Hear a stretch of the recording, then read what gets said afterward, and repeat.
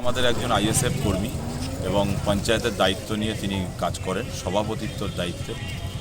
তাঁর বাড়িতে যেভাবে অগ্নিসংযোগ করা হয়েছে সেটা নিয়ে আমরা ইন্ডিয়ান সেকুলার ফ্রন্টের বাদুড়িয়া শাখা কমিটির পক্ষ থেকে, পার্টির পক্ষ থেকে, পার্টির প্যাডে আমরা একটা এখানকার যিনি হাই অথরিটি আছেন তার কাছে আমরা একটা অভিযোগ দায় করেছি এবং আমরা এর মধ্যে লিখেছি যাতে এটা সঠিক তদন্ত হয়। পুলিশ প্রশাসন এই অগ্নিসংযোগ এটা তো খুবই নিন্দনীয় কাজ, কেন যেভাবে আগুনটা লাগানো হয়েছে, যদি দেওয়াল ভেঙে বান না করা হতো তাহলে তো মারা যেত, তাহলে পুড়ে গেলে কি আমরা কি দেখতাম? বকটুয়ের মতো ঘটনা ঘটে যেত, আরও বিভিন্ন রকম যে জ্যান্ত মানুষকে ঘুমন্ত অবস্থায় পুড়িয়ে মেরে দেওয়া, এই ধরনের একটা জায়গা তৈরি হচ্ছে। যাক, সৃষ্টিকর্তা তাদেরকে বাঁচিয়েছেন, এলাকার জনগণ, এলাকার পাবলিক দেওয়াল ভেঙে তাকে উদ্ধার করেছেন, তাদেরকে উদ্ধার করেছেন। সেই বিষয়ে আমরা পার্টির পক্ষ থেকে আজকের বাদুড়িয়া থানাতে একটা অভিযোগ জানালাম।